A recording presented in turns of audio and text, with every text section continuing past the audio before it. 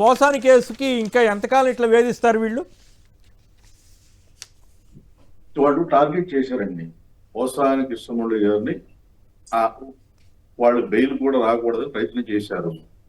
ఆ ప్రయత్నం సక్సెస్ కాలేదు. వాళ్ళు ఎన్ని కేసులు 16-17 కేసులు పెట్టారు. ఇంకా హైకోర్టు చెప్పినా కూడా ఇంకా కేసులు పెట్టడానికి ప్రయత్నం చేస్తున్నారు. దాన్ని బట్టి వాళ్ళు ఏ ధోరణిలో పెడుతున్నారు. ఇంకొక మాట కూడా చెప్పారు ఇక్కడ వల్లభనేని వంశీ గారు. కేసులు ఏమన్నా కానీ వాళ్ళు తప్పు చేస్తే శిక్షణ అది వేరే విషయం, అది కోర్టు డిసైడ్ చేస్తుంది. వల్లభనేని వంశీ గారు, నాకు కొన్ని ఆరోగ్య సమస్యలు ఉన్నాయి, నలుగురితో కలిసి ఉంటే నాకు ఇబ్బంది ఉండదు, ఒంటరిగా ఉంచుతున్నారు, తర్వాత వేరే బ్యారెక్లకు మార్చండి, అది కూడా కుదరదని చెప్తారు జయాధికారి. మరి దానికి ఏం చెప్పాలి? ఇక అది చాలా దుర్మార్గంగా ఉంది. ఏమి దిక్కుమాలిన వ్యవహారం ఈ రెడ్ బుక్ కావాలేంటో కానీ భారతదేశంలో ఎక్కడ జరగనివన్నీ జరుగుతున్నాయి. ఆంధ్రప్రదేశ్లో జనం ఎట్లా భరిస్తున్నారు. రైట్. సందాని గారు కందుకూరు నుంచి. సందాని గారు నమస్తే సార్. నమస్తే, మాట్లాడండి. నమస్తే, మాట్లాడండి. పోసాని గారి గురించి సార్ ఒక్క నిమిషం. ఆయన పాపం క్షమాపణ రాజకీయాన్ని విరమించుకుంటున్నాను క్షమాపణ అడిగారు పవన్ కళ్యాణ్ గారిని. ఈ కూటమి నేతలు మానవత్వం లేకుండా ఇన్ని కేసులు పెట్టి అన్ని ఒక చోటి బెయిల్ వస్తే ఇంకో చోట బెయిల్ కోసం ప్రయత్నించి సతాయిస్తున్నారు. 68 సంవత్సరాల ఆయన్ని పోలీస్ ఆఫీసర్లు అంటే మంతనాలు కూడా జరుపుతున్నారు. ఇంకే రకంగా వేధించాలనో ఏం పోవడం, మరి అది వాళ్ళ ఉద్దేశం ఏంటో. అందరికీ ఆయన గురించి బాగా ఉంది సార్. ఏం చేస్తాం. ఆయన భార్యని బూతులు తిడితేనేమో బ్రహ్మాండం అంట, వాళ్ళకి చాలా స్వరం ఆనందంగా కానీ శ్రవణానందంగా ఉందో ఏం పోవడం. మరి వాళ్ళ మీద కూడా కేసు పెట్టుండొచ్చుగా సార్. ఒక మంచి క్షమాపణ చెప్పిన తర్వాత పైగా ఇప్పుడు ఆయన తిట్టాలని మనం ఎవరిని తిట్టుకోవడం అని మనం సమర్థించాం. కానీ ఈ రకంగా ఎక్కడైనా ఒక కేసు పెడితే అర్థం ఉంది, కానీ ఇన్ని కేసులు ఏంటి? ఈ గోలేం దురదృష్టవశాత్తు న్యాయ వ్యవస్థ కూడా ఇటువంటి వాటి మీద సీరియస్ గా స్పందించట్లేదేమో అనే భావన కలుగుతుంది. ఒకే చోట చేయొచ్చు కదా సార్. మన వాళ్ళు ఒకసారి ఇది వచ్చు కదా సార్, అన్ని అట్లా చేసిన సందర్భాలు ఉన్నాయి గతంలో. పైగా అసలు కాదు, ఎఫెక్టెడ్ పార్టీస్ కాకుండా ఎవరెవరికో మనోభావాలు దెబ్బతింటాయంటే వాళ్ళు కేసు పెట్టేస్తారంటే వెంటనే వాళ్ళని రిమాండ్ పంపుతున్నారంటే ఏంటో ఈ రాజ్యాంగం. రవికుమార్ గారు సంక్షిప్తంగా మీరు కూడా దీని మీద మాట్లాడండి. ఈ పోసాని గారి కేసుకు సంబంధించి ఆయన ఒక నటుడు. ఈ రాష్ట్ర రాజకీయాల మీద, ఈ జగన్మోహన్ రెడ్డి గారి పరిపాలన మీద ఆయనకు నచ్చింది. దానికి మద్దతుగా ఆయన బయటకు వచ్చాడు సినీ రంగంలోంచి. ఒక వ్యక్తి, ఒక పెద్ద వ్యక్తి, గౌరవప్రదమైనటువంటి వ్యక్తి, ఒక మంచి నటుడు, మంచి పేరున్నటువంటి వ్యక్తి దానికి మద్దతుగా మాట్లాడాడు. అసలు భారత రాజ్యాంగం స్వేచ్ఛ అనేటువంటి ఒక హక్కుని ఇచ్చిందా లేదా? ఎవరికైనా మాట్లాడే హక్కు ఉందా లేదా? ఆ హక్కుని ఎందుకు హరించేస్తున్నారు? మాట్లాడిన వాళ్ళ మీద ఈ విధంగా కేసులు ఎందుకు పెడుతున్నారు?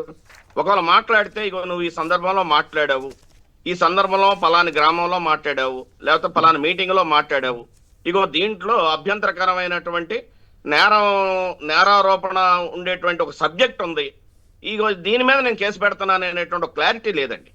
నువ్వు మాట్లాడావు అని చెప్పేసి ఎవరు పడితే వాళ్ళు 16 రిపోర్ట్లు ఇచ్చేస్తే ఆ రిపోర్ట్లు కట్టేయటం, ఆ రిపోర్ట్లో రిమాండ్ చూపించడం, పీటీ వారెంట్లు వేయటం, అరెస్ట్ చేయటం, ఊళ్ళని తిప్పటం, తెల్లవార్లు తిప్పటం, ఆయన ఆరోగ్యాన్ని పట్టించుకో. అంటే ఇక్కడ ఏంటంటే వ్యక్తి స్వేచ్ఛ హరించబడుతుంది. ప్రాథమిక హక్కులు ఏవైతున్నాయో, భారత రాజ్యాంగంలో ఉన్నటువంటి హక్కులు ఏవైతున్నాయో ఆ హక్కుల్ని పూర్తిగా నిర్వీర్యం చేసి కాలరాసి ఈ యొక్క ప్రజాస్వామ్యాన్ని, ఈ రాజ్యాంగం ఇచ్చినటువంటి స్ఫూర్తిని పూర్తిగా అణగదొక్కేటువంటి కార్యక్రమం అమలు జరుగుతుంది. దీని మీద ఖచ్చితంగా రాజ్యాంగానికి ఇబ్బంది జరిగినప్పుడు, ప్రజాస్వామ్యానికి ఇబ్బంది జరిగినప్పుడు కాపాడాల్సింది న్యాయ వ్యవస్థ మాత్రమే. ఖచ్చితంగా న్యాయ వ్యవస్థ దీని మీద తీవ్రంగా స్పందించాలి. కొంతవరకు స్పందించింది. ఆయన మీద కేసుల్లో అరెస్ట్ చేయొద్దని చెప్పింది, అంతవరకు మనం అది ఆహ్వానించదగిన విషయమే. కానీ ఏమిటి అసలు ఈ దుర్మార్గమైన కేసులు ఏంటి? ఇన్ని కేసులు పెట్టడం ఏంటి? ఈ కేసుల్లో అసలు ఎంతవరకు దాంట్లో డెప్త్ ఉంది, ఎంతవరకు దాంట్లో ఆ కేసు పెట్టేటువంటి పరిస్థితి ఉందని చెప్పేసి కూడా కోర్టులో పరిశీలించి ఈ తప్పుడు కేసులు పెట్టినటువంటి అధికారుల మీద ఖచ్చితంగా చర్యలు తీసుకున్నట్లయితే మాత్రం ఇటువంటి వాటికి మనం అడ్డుకట్ట వేయగలుగుతున్నాం. అంటే ఇది అట్లా కాదు. ఖచ్చితంగా ఇది అమలు జరగాల్సినటువంటి నిన్న ఎక్కడో విషయం. సోషల్ మీడియాలో ఎవరో అడుగుతున్నారు, మీరు ప్రైవేట్ కేసులు వేస్తా ఉన్నారు కదా, ఇప్పుడు ఏమైనా వేసారా వేయలేదా అని వైసీపీ వాళ్ళని అడుగుతున్నారు. ఏమైనా వేసారా మరి ప్రైవేట్ కేసులు? ఇట్లా హెరాస్ చేస్తున్న పోలీసుల మీద గతంలో చంద్రబాబు గారు అంటుండేవారు కదా, వాళ్ళని ఏం చేసినా చేయకపోయినా ఇంకేముంది మీ సంగతి చూస్తానని బెదిరిస్తుండేవాళ్ళు కదా. మరి అట్లా అసలు వాళ్ళ మీద ఎన్ని కేసులు కొన్ని చోట్ల వేయటం పెట్టుకుంటారు? జరిగిందండి ప్రైవేట్ కేసులు, కానీ ఇంకా వేయాలి. దీని మీద రాష్ట్రపతి కూడా స్పందించాలి, దీని మీద సుప్రీంకోర్టు కూడా స్పందించాలి, దీని మీద గవర్నర్ కూడా స్పందించాలి. ఇంత అరాచకం జరుగుతుంటే ఒక నివేదిక ఇవ్వాలి. ఏమిటంటే అసలు ఇది ఒక కేసు కాదు, ఈ రోజు ఒక నాయకుడు, రేపు ఒక నాయకుడు, ఎల్లుండి ఒక నాయకుడు, అసలు వరుస పెట్టేసి ఎవరైతే మాట్లాడారో పాత కేసులన్నీ తిరగదోడతారంట. పాత కేసులన్నీ తిరగదోడతాం మొదలు పెడితే రేపు వచ్చే గవర్నమెంట్ కూడా అదే పని చేస్తుంది కదా. ఇక అసలు వేరే పని చేయకుండా అచ్చంగా కేసులతో నడపాలని చూస్తున్నట్టున్నారు. రైట్. రాంభూపాల్ గారు మీరేమంటారు? పోసాని గారు తప్పు చేశారా ఒప్పు చేశారని పక్కన పెడితే అసలు ఎట్లా ఈ గవర్నమెంట్ ఈ రకంగా డీల్ చేయొచ్చా? ఇట్లాంటి పరిస్థితులు ప్రజాస్వామ్యానికి మంచిదా? రేపు ప్రభుత్వాలు మారితే వీళ్ళ పరిస్థితి ఏమిటనేది కూడా ఆలోచించుకోకుండా ఎందుకు ఇట్లా ఈ రెడ్ బుక్ అని ఇంకోటని ఒక పాముని వేలాడే మెడలో వేసి తిరుగుతున్నారు వాళ్ళు? ఒకటి సార్, ఇప్పుడు చట్టం అనేది మీరు చట్టాన్ని కాపాడాల్సిన బాధ్యత. చట్టాన్ని దుర్వినియోగం చేసే పద్ధతి చేస్తే మాత్రం అది వచ్చే గవర్నమెంట్స్ కానీ లేదా రానున్న కాలంలో రాజకీయాలకు కానీ పెద్ద శాపంగా మారుతుంది. అల్టిమేట్ గా గొంతుకలు ఎవరైతే ప్రభుత్వాల మీద మాట్లాడుతుంటారో ఆ గొంతుకలు అణచివేతకు గురవుతాయి. తద్వారా అది నియంతృత్వానికి దారితీస్తుంది. మేము కోరుతా, పోసాని కృష్ణమురళి గారు తప్పు చేసి శిక్ష వేయండి. చట్ట ప్రకారం ఏ స్టేషన్ లో కేసు పెట్టినా విచారణ జరిపి శిక్ష వేయచ్చు కదా. దానికి 16 స్టేషన్ లో పెడితేనే శిక్ష పడుతుంది అనేది ఏం లేదు కదా. ఒక్క స్టేషన్ లో రిమాండ్ లో పెట్టినా కేసే. కానీ అది ఒక రకమైన వేధింపులు పాల్పడడం ద్వారా భవిష్యత్తులో ఇట్లాంటి కార్యక్రమాలు ఎవరు చేసినా మా ప్రభుత్వాలు ఈ రకంగా వ్యవహరిస్తాయి అనే ఒక సర్టిఫికేట్ తీసుకోవడానికి ఉపయోగపడుతుంది. ఈ పద్ధతి మంచిది కాదు. ఇంకోటి నాకు డౌట్ రాంభూపాల్ గారు, ఇప్పుడు జనసామాన్యం అందరినీ ఎఫెక్ట్ చేసే విధంగా ఎవరైనా మాట్లాడితే అప్పుడు కేసులు ఎక్కడెక్కడో పెట్టారంటే అర్థం ఉంది. ఒక వ్యక్తిని అన్నారు, అనకూడదు, ఓకే అనకూడదు అనుకుందాం. సరే, ఆయన కుటుంబాన్ని అన్నారు, దాని జోలికి ఎవరు వెళ్ళట్లేదు, అది వేరే విషయం. ఇక నా పాయింట్ ఏంటంటే అసలు ఎఫెక్ట్ అయినటువంటి వ్యక్తులు కేసులు పెట్టకుండా ఎవరెవరో పెట్టడం ఏంటి? పోలీసు వారు వెంటనే అసలు ఆగమేఘాల మీద స్పందించడం ఏంటి? హైదరాబాద్ వెళ్ళి మరీ తీసుకెళ్ళిపోవటం ఏంటి? మరి గతంలో ప్రతిసారి నువ్వు 41A నోటీస్ ఇచ్చావా లేదా అని ఈనాడు ఆంధ్రజ్యోతి తెగ రాసేవి కదా, కోర్టులు కూడా అవే అడుగుతూ ఉండేవి కదా.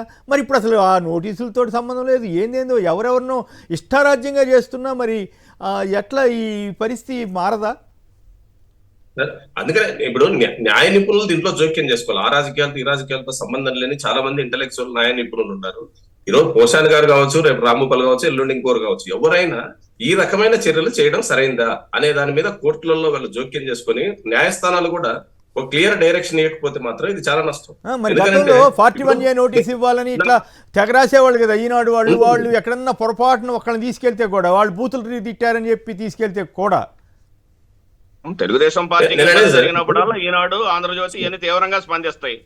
సామాన్య ప్రజలకు కానీ ఇతర పార్టీలకు కానీ జరిగినప్పుడు వాళ్ళు చక్కగా హాయిగా వాళ్ళ యొక్క ఆనందాన్ని ఆస్వాదిస్తుంటారు. రాంభూపాల్ గారు కంప్లీట్.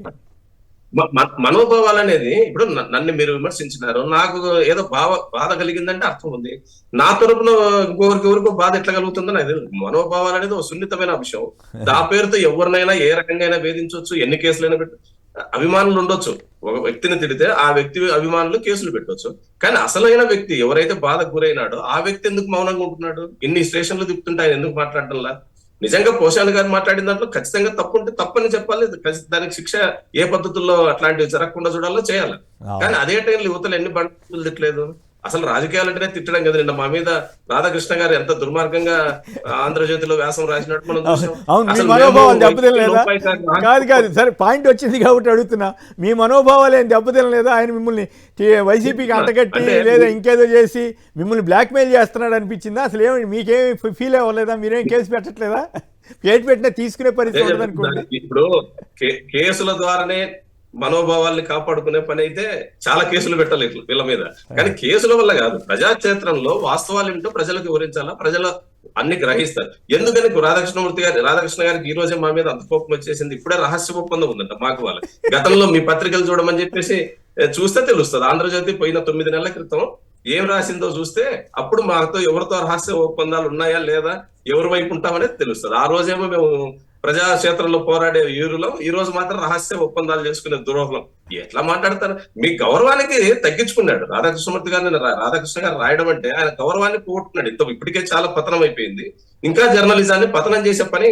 ఓ ముఖ్యమైనటువంటి జర్నలిస్ట్ గా ఉండి నువ్వు ఆ స్థాయికి దిగజారితే రాబోయే రోజుల్లో ఏం జవాబు చెప్తారు? ఇంత అబద్ధాలు, అసలు నిస్సిగ్గుగా అబద్ధాలు ప్రచారం చేయడం.